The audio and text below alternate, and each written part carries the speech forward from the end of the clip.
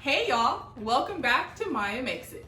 Today we are making a burger. Now, not just any burger. I'm talking about a burger that's stuffed with macaroni and cheese and topped with a bacon jam. Yes, you heard me correctly. Macaroni and cheese stuffed burger topped with a bacon jam. I just had to repeat it so you make sure you're on the same page with me. That's what we're making today. And I'm really excited for y'all to see this recipe. So if you're like me, you have been at home a lot more and doing a lot more cooking over the past few months.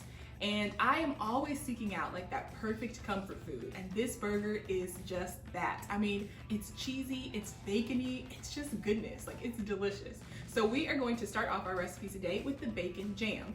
So I have a pound of bacon and we are going to just cut this up. You want to do it in kind of small pieces. And this is going to get added into our skillet. And so the first step is to let that bacon cook down, and it's just gonna smell amazing, right? Y'all, can you hear the sizzle of this? Oh my goodness. And it's only been a few seconds. We're already off to a great start. The bacon is done, and look at that. Oh, crispy goodness. Oh my goodness. I don't think it gets any better than that. It's bacon, right? So we're gonna put it on a paper towel just to let it drain completely. And we are gonna leave all of that good bacony goodness in the pan. So all the bacon fat, you're gonna leave that in your pan because that's what our onions and our garlic are gonna cook in.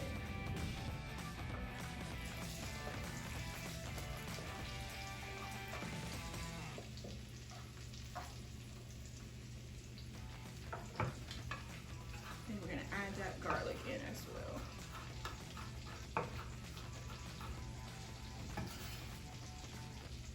We're gonna get started on the mac and cheese, which is the stuffing for this burger. And so you can use any mac and cheese that's your favorite recipe. So if your grandmother has a recipe that y'all always make, then feel free to use that one. I'm gonna show you a really simple mac and cheese today that only needs about 3 or 4 ingredients, so it's super easy to make on your own. I've already boiled the pasta, so I used elbow macaroni, right, because this is mac and cheese. And I reserved about half a cup of the liquid that it boiled in, so I left that in the pot. And so while it's still hot, we're gonna add in our cheese. So I have a cup of cheese, and I'm using a blend today. So I have cheddar cheese and a chipotle cheese that I found also. And I want this to be really cheesy, right? I feel like there's no point in having mac and cheese if it's not super cheesy. So we're gonna add in a cup of that cheese, and we're just gonna mix it up until that kind of melts down and becomes ooey and gooey. Okay, so this is like a bootleg version of mac and cheese. It's not gonna be what you'd have on Thanksgiving Day, right? But it's going to do the trick for what we need today. So it's been almost an hour of these onions cooking down. So we're gonna add in our apple cider vinegar, and this is a 1/3 cup of apple cider vinegar. And so we're gonna pour that in, and you're gonna let it cook some more, maybe about 10 minutes or so, just to allow the apple cider vinegar to kind of reduce down a little bit. We'll stir that occasionally as needed. And so while that does its thing, we're gonna continue on our mac and cheese. So now that we have our cream and our cheese mixed in, we're gonna add in our seasoning. Some paprika, of course, for color. And then we're also gonna do some garlic powder and some like salt-free seasoning, which are like my go-tos in the kitchen. So we'll add that in, and then we'll give it another stir. Okay, so the mixture has reduced down a little bit after we've added in that apple cider vinegar. So it's already starting to look kind of jam-like, right? So we're gonna add in the sweet, the jam part of this recipe. So we're gonna add in half a cup of brown sugar, just like that. And then we're also gonna do half a cup of maple syrup. So I'm using like a pure maple syrup. But you could also use an agave sweetener if that's what you have on hand. That would work well in this also. So we're gonna add that in and mix it all up. And so now that the sweet is in, we also wanna add in our seasonings at this point. So I'm going to use some salt just to taste. So you can do a little or a lot, whatever your preference. And keep in mind that there's already some bacon in there that has its own salt, right? And then we'll add a teaspoon of cayenne and a teaspoon of chili powder. Now I am using a teaspoon of cayenne because I like the spice, but if you don't really like the spice, feel free to reduce that a little to your taste. chili powder. And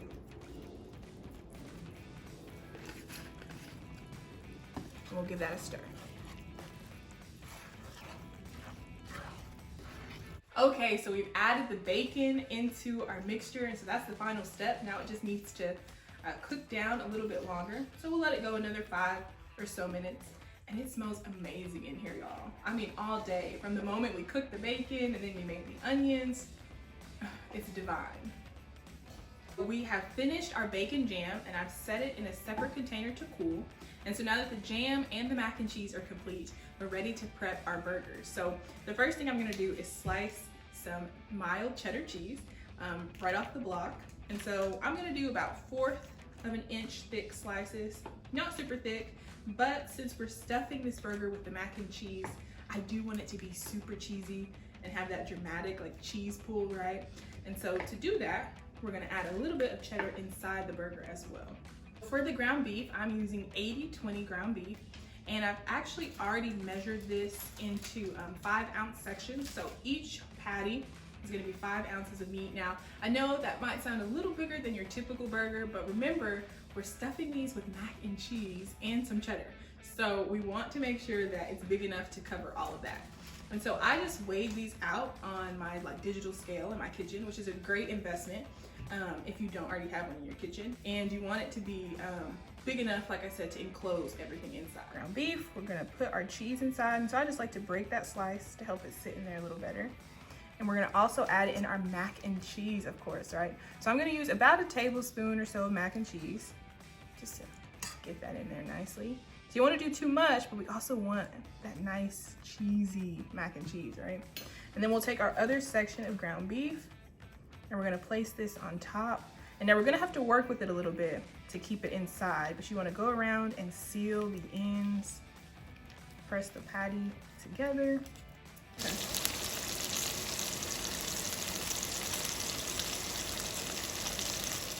The patties are done. So that means the only thing we have to do is assemble this thing and then eat it, right? So I'm going to take our buns, and I've actually already toasted these buns, and I'm using brioche today, but whatever you like to use for buns, if that's like sesame seed buns or pretzel buns, go for it, knock yourself out. We're gonna use brioche, and so all I have to do is lay the patty on top of our bread right there, and then we're gonna take that bacon jam, this amazing stuff. I'm telling you, you could put this stuff on like anything and it would make it taste incredible. We're gonna just spoon it right on top. Just like that. We're gonna give ourselves a nice healthy portion of this. So I figure we might as well go all the way if we're gonna indulge, right? Just like that. And then we'll place our bun on top, and it's ready to eat.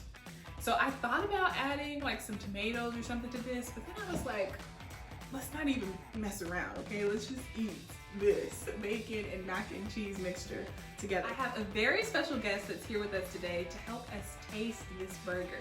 So she's gonna join us right now. Hey y'all, this is my sister. And so she's very excited to taste this burger. She actually has had it before, and so she knows that it's pretty amazing, so she's excited. I do, and it smells so good too. I know, I wish we had like smell-o-vision. I don't know, I haven't done that yet. Or taste-o-vision even. So good. Okay, I'm gonna go for it. Very first bite. You can see the cheese already in there. Ooh,